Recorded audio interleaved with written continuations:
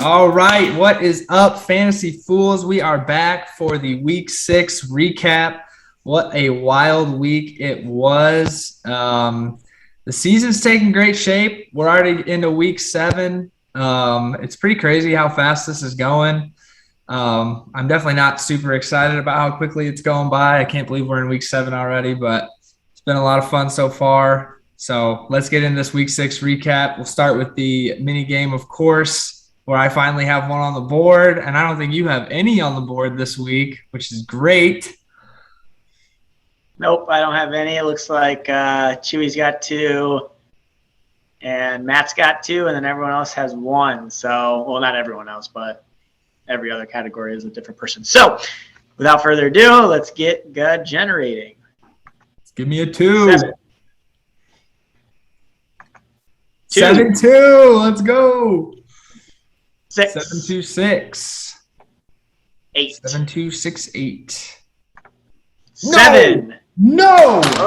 Come on. With Matt. Come on. Who's a new winner. So that's kind of cool. Damn. So close. I even got my number called once. So we have, we don't have that many mini games. 8 more mini games. We finally have the bye weeks that we can actually do.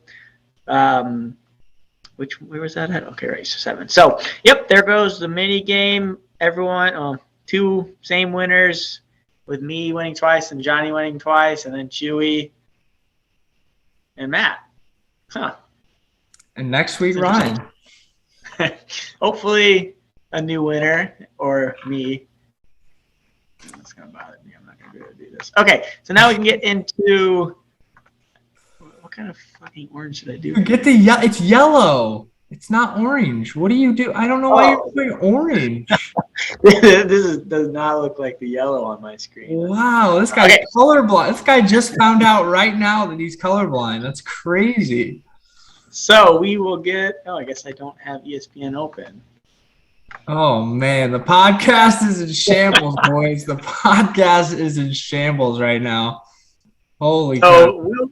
We will go to my game first. Usually the first one on here. Don't want to see my pending moves because nope, I'm third still because freaking Jimmy and Geoff still didn't win the freaking game.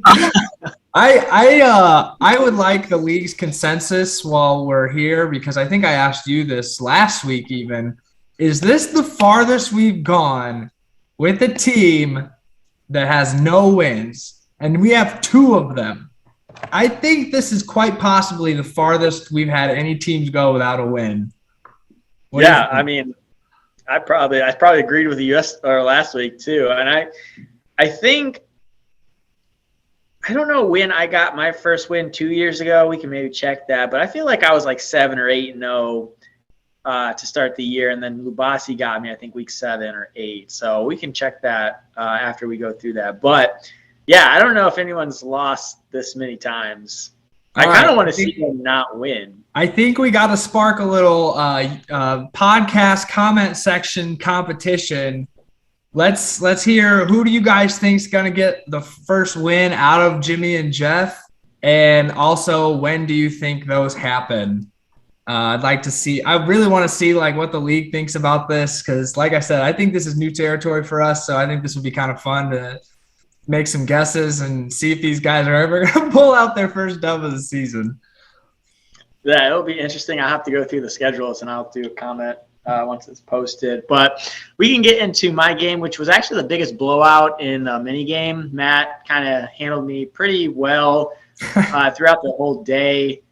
I just couldn't really get anything on the board. Kadarius Toney got out of the first drive, and he still had 3 catches. And Mike Evans shot the bed Thursday. Justin Jefferson didn't do great. But my 2 backs are out. Nick Chubb's out again this week. McCaffrey's on IR, so that's 2 more weeks of not Christian McCaffrey. So, yeah, my team is hurting. Not loving where I'm at.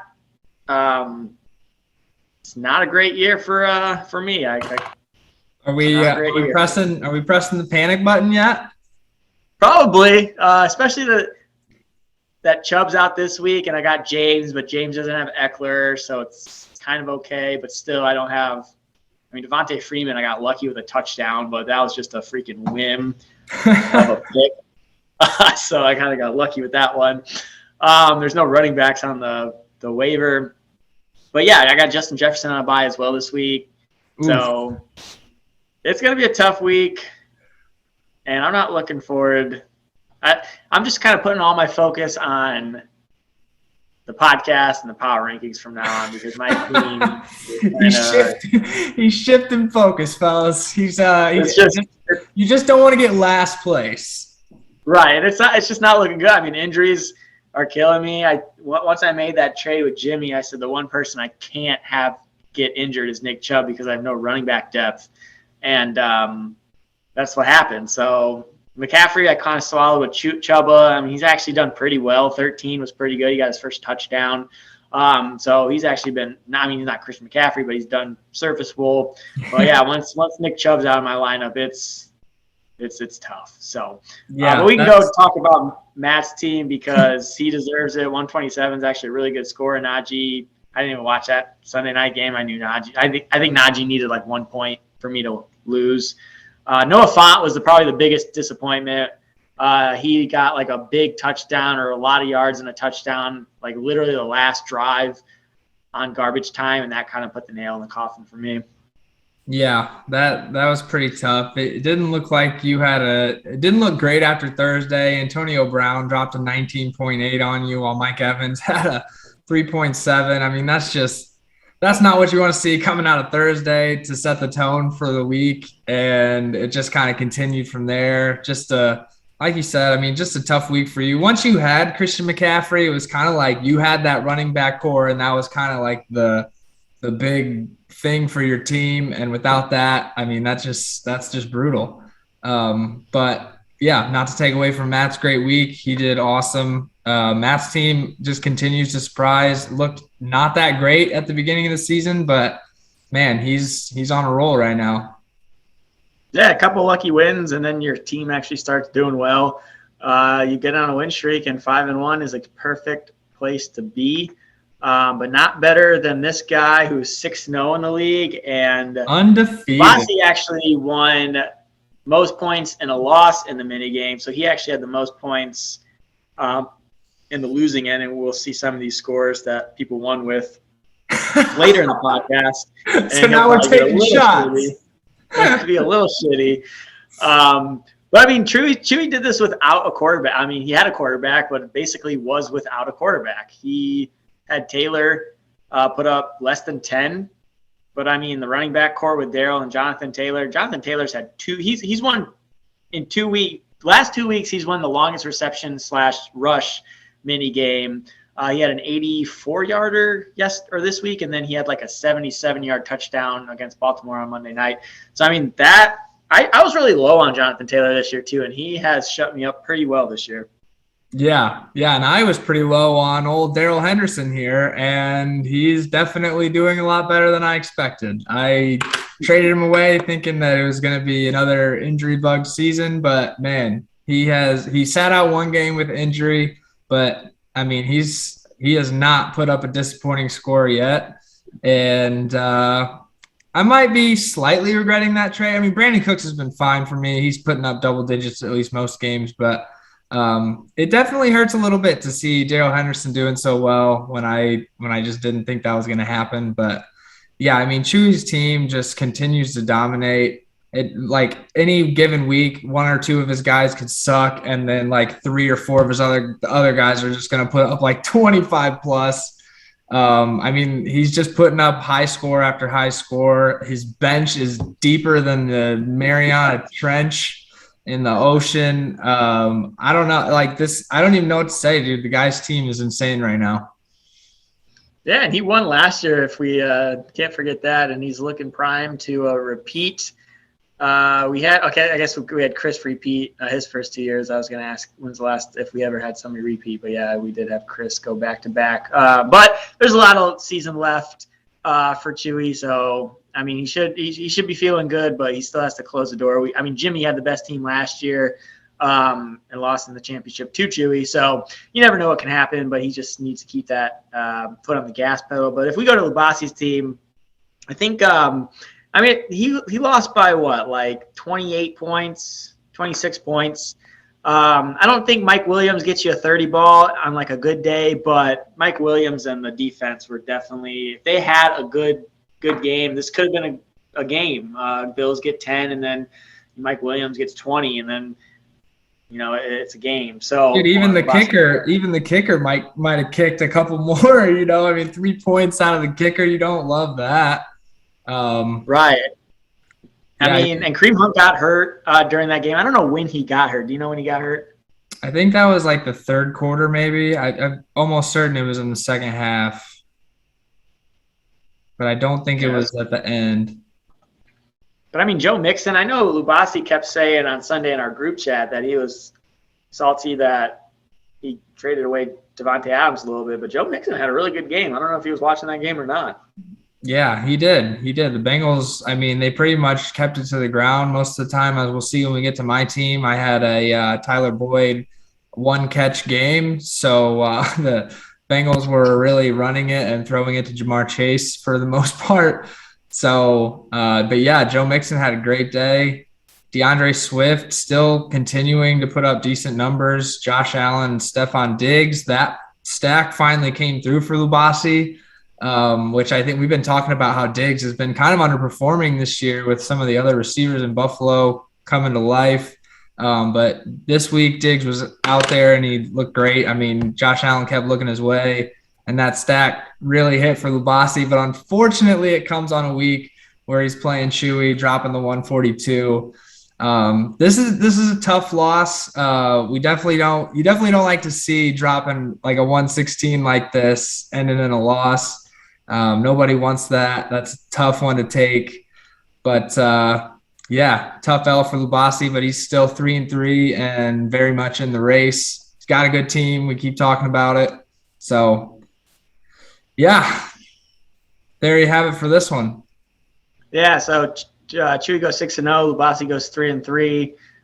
We'll go to this game, which I really actually didn't even watch this game too much, but it looks like CeeDee Lamb went off, which 4 o'clock, I think I went to my dinner with my parents. I didn't watch too many 4 o'clock games, but Dom looks like he had a pretty good week. Godwin didn't really do that well on Thursday night. It was kind of Antonio Brown and Leonard Fournette the whole game. So he didn't have a great Thursday, but James' team, I guess James' team did. Oh, yeah, 106 is pretty bad. But Lamar Jackson, I said that I got lucky with Devontae Freeman getting a touchdown. I think all their running backs got a touchdown. I think Le'Veon Bell got one. I think Devontae Freeman got one. Well, for sure Devontae Freeman got one. And then what's the other one? What's the other guy's name? Tyson Williams? No, the other guy from Saints. Oh, Latavius Murray? Yeah, Latavius Murray. I don't think Tyson actually played at all that game. But, yeah, Lamar Jackson didn't have that many rushes, and they just kept the ground game going against the Chargers, and they could not stop them. And Austin Eckler had a very bad game, and I know that for a fact because I had him in dailies, and he sucked. Yeah, and that also translated to my quarterback, as we'll see when we get to my game. But, yeah, the Chargers offense just couldn't do anything versus the Ravens. The same Ravens defense that just gave up 22 points to Carson Wentz the week before, mind you. But, yeah, the Chargers offense could not move the ball. Just 3-and-out after 3-and-out. I felt like every time I was looking at that game, they were on 3-and-out. But, yeah, a tough week for Eckler here. Because, I mean, if Eckler puts up like a 20 ball here and maybe a little bit of Devin Singletary instead of Zach Moss would have been nice. But, I mean, James would have been right in this game. This is, Dom had a great week. Tough L for James. But I think James is what, 3-3, or is he? 2-4. 2-4. Oh, and James was the team that we were all looking at the very beginning of the season. I think he had the most votes for best team coming out of the draft. So, not good to see him sitting at 2-4. And, it's funny because I think we actually were talking a little bit of shit about Chewy's team too. And he's 6-0 and James is 2-4. So damn, league kind of missed on that guess. But congrats to Dom. I know that was a big win for him. He'd had a couple tough weeks. His flex position's been some trouble for him this year, but it was good to see him pull this one out. Yeah, and he actually benefited from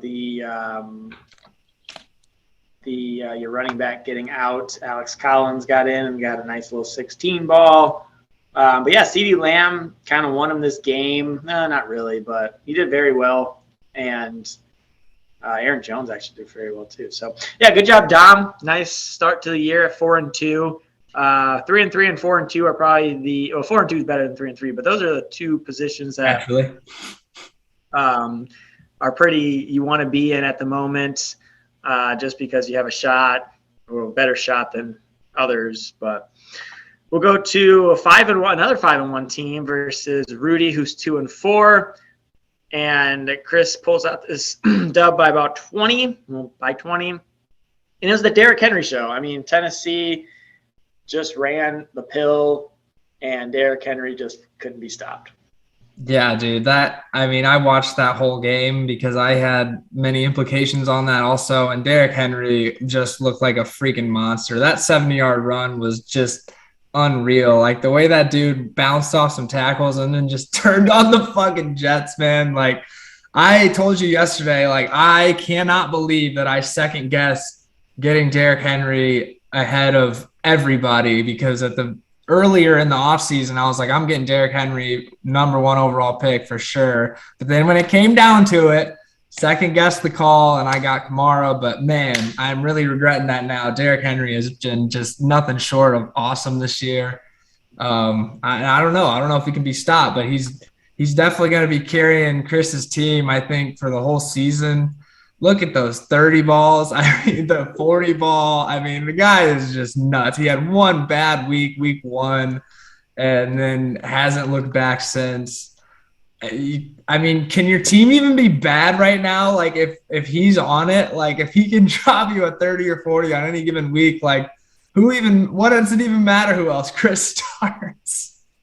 Yeah, I mean, Chris didn't have a good week other than his top 3. Right. Jalen Hurts didn't even have a good game against Tampa Bay. I was watching that whole game, and yeah, 115 yards for a touchdown. I think he got a rushing touchdown, which boosted his score. But that's what happens when you have a dual threat quarterback. It doesn't pass the ball. You can just rush the ball. But yeah, his team just did not look good. Pittman, I had him in dailies too, and he sucked. Keenan Allen, like you said, Chargers offense wasn't throwing the ball.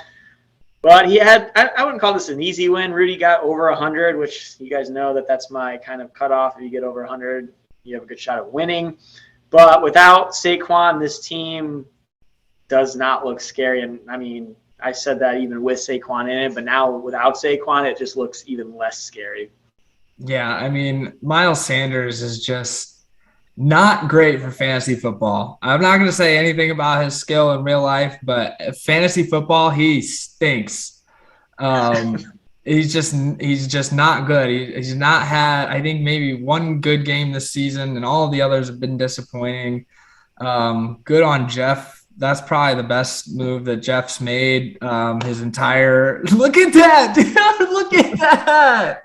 Oh, my God. But, yeah, that's probably Geoff's best decision he's made in this league to date. He's made a lot of bad ones, but getting rid of Miles Sanders was a great call. I mean, the guy just hasn't looked good. And Dawson Knox actually gets injured in that game last night. I think he went out in, like, the third quarter with a hand injury or something. So that's a tough blow because Dawson Knox has been pretty awesome. Yeah, that's broken hand. That sucks. But yeah, I didn't even notice he started 2 tight ends. No, I didn't realize that either. Zach Ertz was a great play. Goddard was out this week. Zach Ertz looked great. And then after that game, he gets traded to the Cardinals. And so now Rudy has 3 viable tight ends, which I guess works now because Knox is injured, so he can bring Goddard back in. And Ertz This is on guy the also has Cardinals. Odell and Jarvis, too. Dude, this guy traded away George Kittle for free, and we were all freaking out. And now he's got like 3 top 10 tight ends on his team somehow. Like, it's honestly mind-boggling. Yeah, I guess Rudy knows what he's doing, but it's not translating into wins. So I guess he really doesn't know what he's doing. But I mean, yeah, 103, not a bad score though. He outscored his projection, which is always kind of cool to look at. But Tyler Lockett with a nice little 4.5 ball. I think he's had about 230 games and then the rest single digits. Yep. 25, yeah, basically 25 or above or 24 and above. So, but now he doesn't have Russell Wilson, so that's probably not good for his value moving forward either. That sucks. Yeah, that's going to suck for any Seahawks offensive player. I think even with the running backs. I think running backs are a little bit more okay, but like DK Metcalf and Tyler Lockett definitely are going to. We talk about Johnny? No, Johnny's team's at the end. So he has DK Metcalf, so we can talk about that later. But we'll go to the toilet bowl of the week, yes. which was your team and Jeff's team. And I mean, I don't understand. Like, the biggest thing I had with Jeff's team is I don't know how you can start Daniel Jones against the Rams, like their best defense. They have one of the best like secondaries in the league. So I don't know what his thought process was with Daniel Jones versus Kirk Cousins. I know Kirk Cousins hasn't been doing great for him. I think he started him like week 4 and 5, and he sucked those 2 weeks.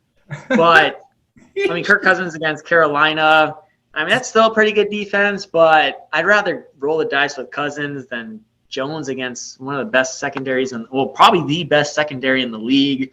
So that was probably the only, that was such a weird move. I can't believe he did that. Yeah, I was on the edge of my seat last night. Like, I was pooping my pants. This game all came down to Monday night. I had like a 20-point lead with 72 points. This is probably my worst fantasy score in as long as I can at least remember.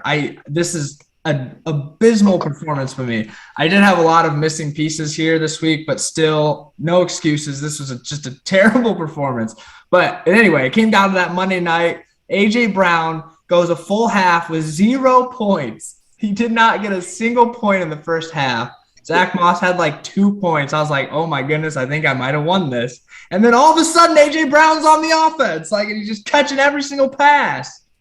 And then Geoff got up to 71 points. Zach Moss got a couple carries on that last drive to get him to 71. And then the Bills go for the 4th down instead of if this game goes to overtime, I lose, no doubt. And they missed that 4th down. I about came in my pants. I mean, I was so fucking happy.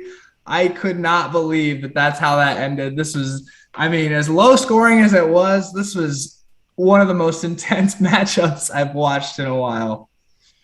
Yeah, I mean, you also got Johnny with a 1.4. I don't think he's done anything this year. I don't know why Geoff doesn't get a new tight end. Yes, not. But I think he's got Gronk back this week. I think Gronk's coming back, so he's going to really like that. But, yeah, I mean, it's just a very low-scoring game. Like you said, Tyler Boyd got 1 catch. The defense got -2 against the Raiders. I mean, nothing much to say except that, yeah, this was just a very tight ball game throughout. Geoff makes a little smarter moves on the bench. He wins pretty easily. But same thing with you. You said Cortland Sutton was in your lineup till the last second, and you probably there were 20 seconds left until kickoff, and I switched him out because I was like, you know what, dude? Tyler Boyd's playing the Lions. Don't overthink it. The Lions are awful. They're in a dome. Even the Raiders' defense is pretty good. This is an easy call. Don't be dumb. And look, I'm dumb, and I'm never doing it again. I'm never starting Tyler Boyd again until he puts up like 3 double digits in a row. I'm done with him. Yeah, so you guys could have made this a lot higher scoring for either of you, but a little weird. I wouldn't say weird. I think that was justifiable how you did it. I would like to hear Jeff's reasoning for Daniel Jones. I don't know if you just picked up Daniel Jones, but Daniel Jones has been balling out this year. I guess it wasn't And I guess, oh God, last 2 He games. put up a 4 last week. Yeah, I would like to hear Jeff's reasoning on that, so maybe he can either text me or put it in the comments for everyone to know. But Ryan gets the win. He moves to 4-2, which, like I said, is a very good position. But I didn't know we had 2 5-1 teams and a 6-0 team, so maybe 3-3 isn't sitting too pretty. We need these top guys to lose. Speaking of another 4-2 team, we got Johnny ekes out against Jimmy. This was a very good game. I don't know. For Jimmy, man. I'm sick for Jimmy taking this L. Yeah, Jimmy. I don't know. Jimmy's team is not like bad. Like with Darrell Williams as one of his running backs, like he actually got like a top running back in the. Well, Damian Harris did pretty well for the first time in a couple weeks, but Darrell Williams is like a very good running back to like put on this team. Like he needed that, and yeah, this is just not a good. Just a sickening win for Jimmy. I mean, yeah, dude, the guy, I feel like just despite his best efforts, he just cannot for the life of him eke out that win, dude. I mean, it has been tough sledding for Jimmy. Like you said, this team is not bad. He puts up a 114. He's put up some pretty good scores this year. But like, unlike Geoff, the other 0-6 team who is, I think, maybe broken 80 points once this year in week 1. But yeah, dude, this is a tough one. I mean, Johnny's team is still just pouring it on. I mean, we keep talking about how good it is. I mean, he's not slowing down at all. Even with DK Metcalf having a slow week, I'm sure he's going to be taking a hit with Russell Wilson out. But, I mean, the guy's team is super solid, but I was really, really hoping Jimmy was going to pull this one out. I still can't believe that we have 2 teams that are just completely winless right now. That is just so mind-blowing to me. Yeah, and I mean, I think Johnny, how many weeks have we played? We played 6 weeks.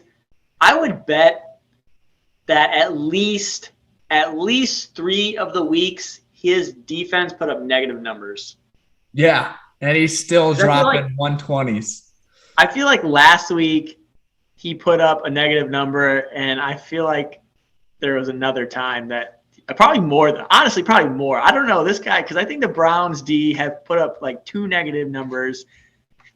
They put up, I don't know if he started -6, but -2. I know he started them last week for some reason against his quarterback. I don't know. That just caught my eye because I saw you play the Jags and they got a -1. But yeah, I mean, I think the biggest surprise for me is Adam Thielen on this team. He's been just, I guess his last 2 weeks haven't been great. But, I mean, that's still very solid. What did he get, 5th rounder, 4th rounder? Yeah, 5th rounder. Very solid pick. He's a touchdown machine. Kirk Cousins loves him in the end zone. So, I mean, this is a good team. Like you said, Johnny has a good team. Jimmy, I wonder who he plays next week. I think Jimmy gets his first win next week. I don't know who he plays. But let's go look. Let's go look. Come on, let's go look. You guys can tune out if you want to tune out, but we're gonna look at the schedule. We gotta look at Jeff's too. So Jeff's got Chris, so that's a loss. Yeah, that's a loss. Jimmy's got Lubasi. Ooh, that's a tough game. Oh man. But Lubasi's got his worst bye week. So I think Jimmy gets the win. I think Jimmy gets his dub. Is this the week that Jimmy pulls out his first dub? Remember, we're doing the comp. Everybody put down below who's going to get the first win between Jimmy and Geoff. I think everyone will probably answer the same on that one. But then let's hear when you guys think each of them gets their first win. Yeah, because he's got Josh Allen, Diggs out,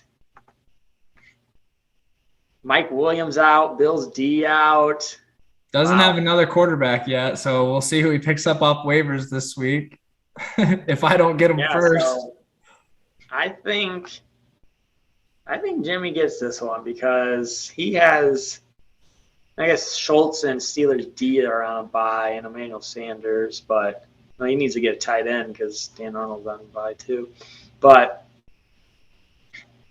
he's still got Jimmy has a much better shot at O'Dub than Geoff is also without Dalvin Cook this week. Yep. So he might drop 50 points. But he's projected. Okay, so Chris doesn't have a kicker yet. once Chris gets a kicker. But hey, his projection's not bad. 103. 103. That's not bad. Wow, that's not bad. Oh, it does have Cordero back. Cordero has been doing really well. Cordero's there. Gronk's back. Dude, I don't know. Maybe Geoff pulls off an upset this week. I hope he does. I would love that. Yeah, I would love for Chris to take an L. We need that for the standings for sure. Let's go take a look at standings before we wrap this thing up.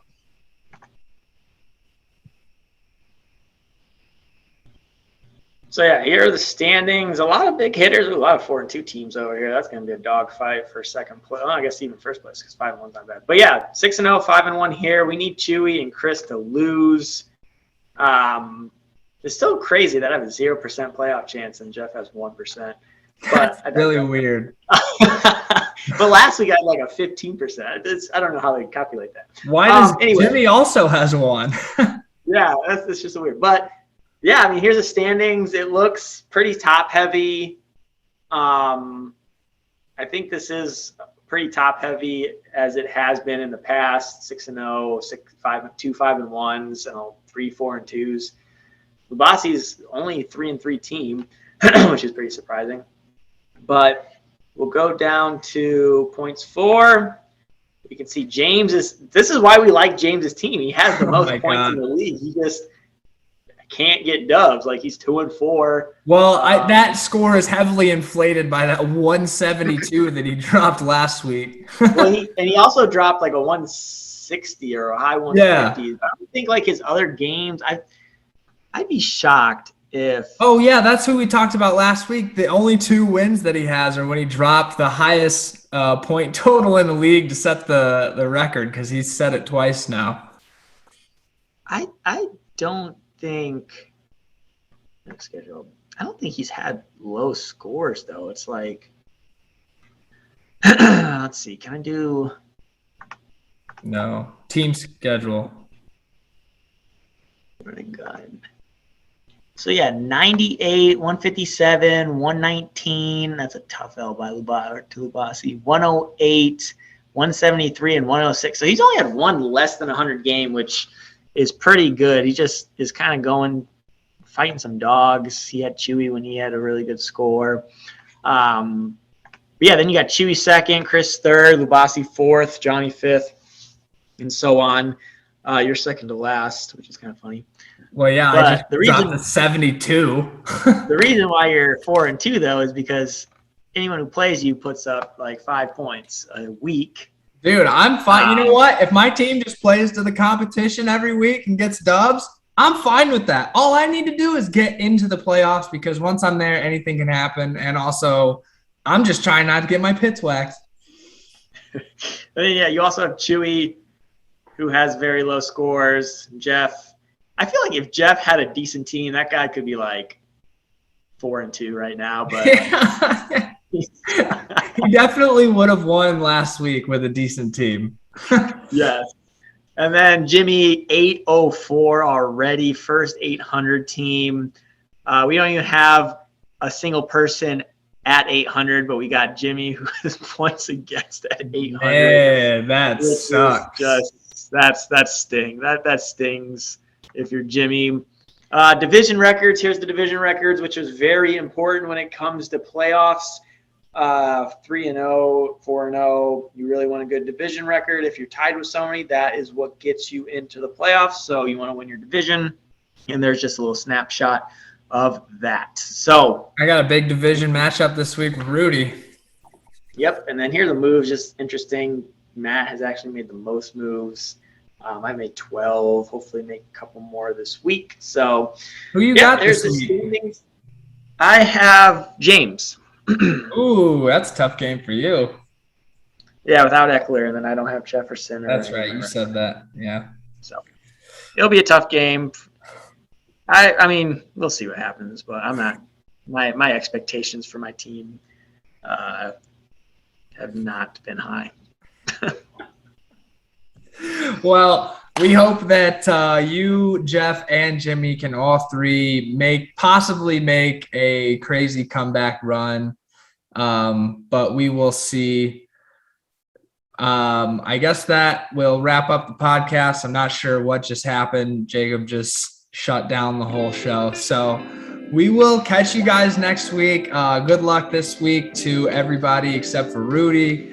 And we will catch you guys for the week 7 recap next week. Peace.